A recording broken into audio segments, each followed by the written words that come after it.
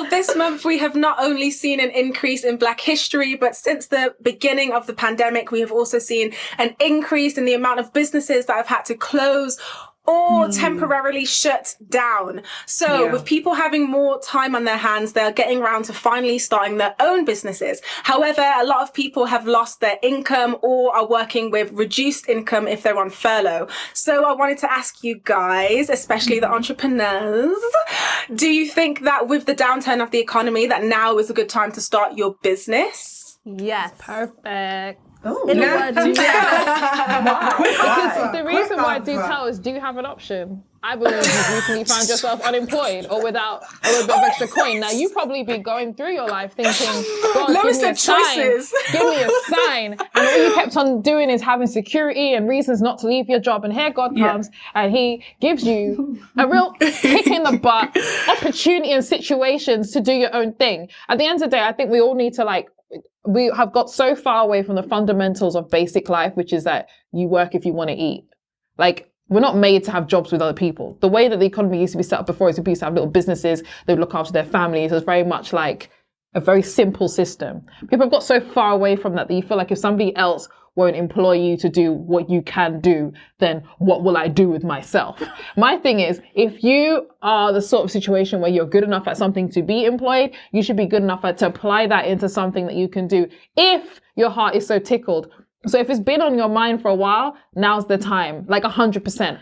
And I would add to that, in the Great Depression is when the biggest businesses that we know of today started their foundation.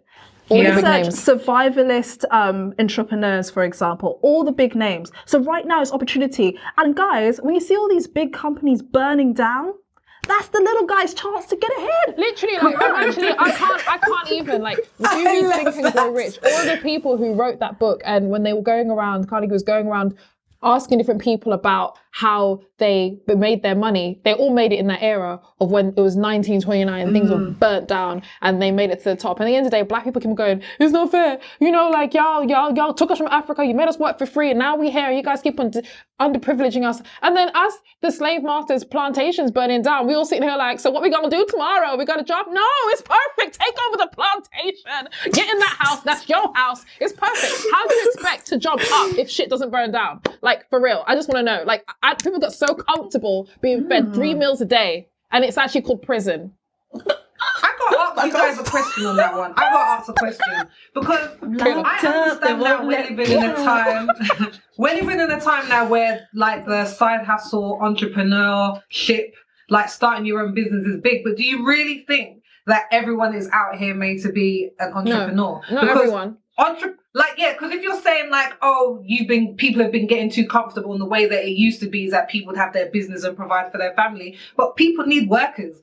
Companies, not everyone can be a boss in terms of the CEO. Not everyone wants to be. I feel like you'll know which one you are. Not everyone wants to be, but for those of you who want to be, if you've been having that on your mind, you should do it. And at the end of the day, there is some type of thing where I think everyone is trying to be an entrepreneur sometimes, and sometimes that cup's not for you. I think specifically for Black people though, we tend to be entrepreneurially minded because quite frankly, the corporate world will spit you out. How many times have you been spat out before you're like, do you know what? It would have been less risky if I just did what I was going to do 3 years ago because you can't fire me. That's I can't fire myself. That's one of the whole reasons why we started working for ourselves. She was working in a professional field. She kept on getting fired. I was working in the professional field. It just didn't feel like a good fit for me. I just knew I wasn't ultimately going to be happy. And I'm just we lived in America and we saw the depression in America. Yeah, we were living there in 2008 when Obama got elected. We saw people living in nice houses, moving into tents out of no fault of their own. Wow. And I was thinking, if you can set your life up so perfect and it can fall down anyway, then may as well go for what you want. What you want to think about is when you get fired or when you hear what's happening with your job, how many people knew before you knew? How many weeks? Right. How many meetings before they told you? You're the last to know. Do you want to be the last to know for everything in your life? If you feel like that's not for you and that bothers you and it's always bothered you, now's the time. Oh, actually, for those of you that don't feel like entrepreneurialism is for you, that's perfectly acceptable. But I personally, obviously we're a family business. I would love to see more Black family businesses. If you feel that you're not the one to carry the full weight, please be of service to somebody who's ready to make the moves. Because also when we're talking, sorry to throw back to Black History Month, what I realize about other groups of people is that they make sure that capital-wise, money-wise, who you messing with? You're not messing with them because they've got the money. Oh, those people run that part of the city. Those people run that part of the city. Black people have the opportunity to do it too. Nobody specifically loves all the other types of people, but we all know don't mess with certain types of people because they'll mess your shit up. You're never going to become an economic power if we keep on running to work for other people. Learn to trust your sister next door to you, your brother next door to you, your mother in front of you, your father behind you, before you're running out and trusting strangers. And that's the thing. So in conclusion, what our point would be, sit down, listen to yourself, what you've always known about yourself, which nobody needs to tell you. How have you always felt? Have you felt like you should have always worked for yourself? Have you felt like somebody who's quite comfortable with the stability of working for other people? Right. So if you know which one it is, if it's that you feel like you're comfortable working for other people, we'll start there, then make sure that you become a good employee. Everything that you do, make sure that it's excellent. Have pride in your role. Don't be getting too big for your boots, knowing full well that you don't want to be out there in the rain, dealing with everything coming at you. You love the security of having a job. Understand the person at the forefront, the CEO, is making decisions that are scary, that you don't want to have to worry about. Okay, so then be a good soldier and have pride in that. Similarly, if you're going to be an entrepreneur and you've stepped out in the front and you want to be on the front lines, be a good leader. You're responsible for your employees. You're responsible for thinking ahead of other people. You need to work triple time, hard time. You'll be taking risks. And if just basically everyone needs to know their role, play their role. But if you've been somebody who's a secret general in the background, working as a soldier, and now the time's come where the battlefield is clear and you can come out and lead for God's sake. Okay, so what are the concrete steps then? Like, so if we're talking about, you have this idea, where does it go from there? Because I was reading in Forbes this week when they were talking about starting a business, and they're saying a lot of times people start with the wrong questions. They're like, how do I market myself online? Like, how do I put myself on social media? And they're like, well, have you asked some of the questions like, who's your target market? And do you have a refund policy? Is there a customer services in place? Have you tested your product? How's it going to sell? Have you thought about that? Who is your competition? So what would you guys say are the things that you need to be thinking of once you've decided it's time for me to start? They're going to hate us because they're going to really hate us. We really we never do any of that. We started. Oh, Tell us the tea, honey. We always throw ourselves right into it because we believe in energy, and I believe in positivity, and really at the point where inspiration hits, you need to just trust and go. Okay, people are too busy trying to intellectualize things. At the end of the day, you can't know everything. You're not going to know anything. By the time you run around trying to figure out who's your competition, then you start forgetting what your idea was in the first place. All you need to do is, whatever the product is, find a way to create a prototype. Then find a way to photograph that, Wix website, build yourself a little brand, a little website thing like that. Put it out there, see how people feel about it, and see what comes to you. Yeah. You literally, as you put it out there, that's when you'll get everything feedback. People will ask you, the first few customers will be test dummies. They will be. It'll be like, yo, this sucks. But you know what the funny thing is? You can come out with the most perfect thing and people will still say it sucks, you know, and then you'll have to go and fix that anyway. You just need to get it out there. Can I quickly ask, because obviously we're talking about businesses and things, I'm just thinking, from you lot who own a business, from your perspective, with a pandemic going on, do you think there's an element of, for those who are new business starters, making a product or a business that is diverse enough to withstand a pandemic? Because how are you sustaining your, I don't want to be in your business, well, how are you sustaining yourselves during the pandemic, I guess? I wanted to know that as well. Like, how do you adapt at this time? How do you adapt? In order to really explain how we've managed to survive, you just have to understand our principles. So I hate selling things. So that's one thing. Everyone would say as an entrepreneur, you'd be good at hitting the phones and forcing people to buy stuff. I hate it. So what we decided to do is create something that's so good that you want to come. I don't even sell it to you. You want to come. It's you. You did it to yourself. So you really have to try to create something that is genuinely just hard to say no to, I think. Okay. And I always think you should take the time to find that extra bit of quality. So for example, if you're coming up with skin creams, why do you want to come up with skin creams? Well, I've always said eczema. Okay, so this needs to have natural products in it. Okay, well, why don't you just go ahead with the sustainable products branding? Okay, cool. So you've got a reason. And if you do it full along the product line with truth, as to why you felt this is good and it's actually quality, when it comes to sell it, and if it actually works for people, it's going to be a lot easier than if it's just some kind of rubbish, right? So I think that makes it a lot easier. So for us, we created something which people definitely see as a treat for themselves. They definitely see it as something that they look forward to, which meant that after lockdown, everyone's like, that's not having my birthday. That's heaven. That's a goal for me. So whilst everyone else is fighting to get the commuters who don't exist anymore into their coffee shop to pay overpriced coffee to have it in a paper cup and for sit some on hard pumpkin wooden spice seats. latte. Do you know what I mean? It's always a scam, but it's really looking like a scam now. And we used to always say, didn't we, Kayla? We want to make our business recession proof, because in a recession, you've got one last coin. What you got to do? Now, I think about myself. I've always said this. Listen, if somebody told me, you know, Lois, you've only got a few weeks to live, whatever, I would rather live in absolute luxury and die sooner than drag it out and live a miserable life. That's just me personally. And there's loads of people who are like me. And I think that's a big thing as well. If you're somebody who wants to do something, believe that you're a profit for your time. Whatever you feel is pressed upon your heart, there's 1,000 people who feel that way. You really need to trust and believe in your own source. Don't go around to your auntie. She's not you. The people who are like you may not even be in your town. You know what I mean? Right. But there are people like you for this specific product and things. So we've been doing really well. There's been people coming to the shop. They've been booking. We've thought about how we could make sure that where the weaknesses were, which is that people, sometimes they book and they don't turn up. So we made sure people book and they pay in advance. Now nobody turns up. No refunds, because you know it's COVID. You know things will be cancelled last minute. I'll reschedule it for you. I'm not going to be refunding like money into the, like, that's just not going to happen. We cut that conversation and everyone understands that that's up front. And then you just keep on pressing on. And that's another thing as well. I can rant forever, sorry. Being overly good in your business, like trying to be too, like some people just, some people really just will abuse you as a business person. And don't forget, at the end of the day, it's a business. So as long as you're being fair, you don't have to be a saint. This isn't a charity. Too many black people start businesses, want to make it social enterprise. Listen, honey, enterprise yourself first. Get yourself together first. And then you can look about that. Profit is really hard to hold on to. You need to keep yourself safe in these times. So it's important that you really make sure it makes sense. And I wanted to say on this topic as well, because so I think I understand that for people who have a business mind that they need to think about the economic climate.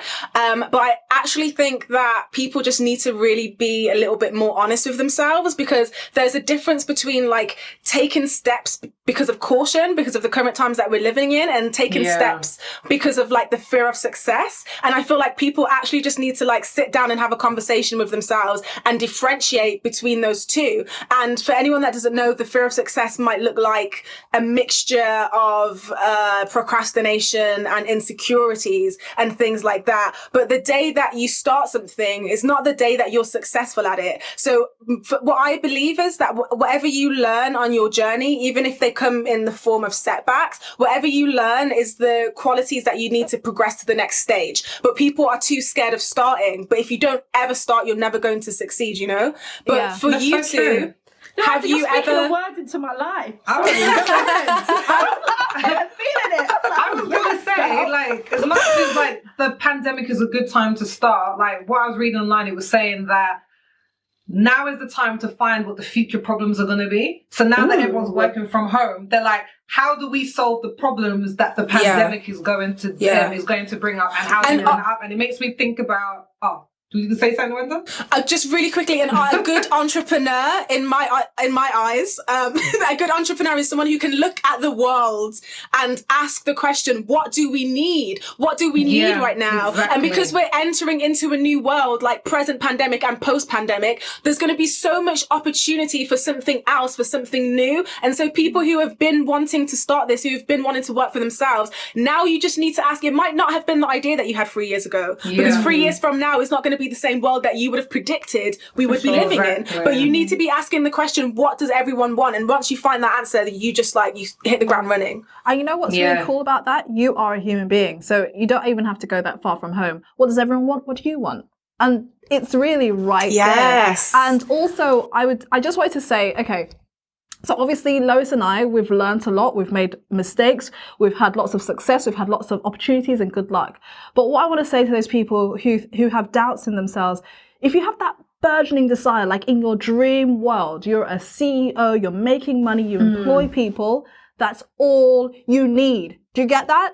If you focus energetically on presenting that version of yourself, so you're imprinting on your subconscious mind, the answers will come to you from the universe.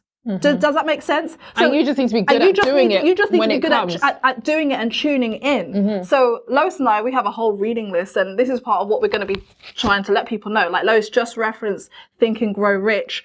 I would suggest reading the 48 Laws of Power. I would suggest listening to positive affirmations, talking about I am successful, I am wealthy. It might feel corny at first, but I can tell you it's worked. And this is the thing.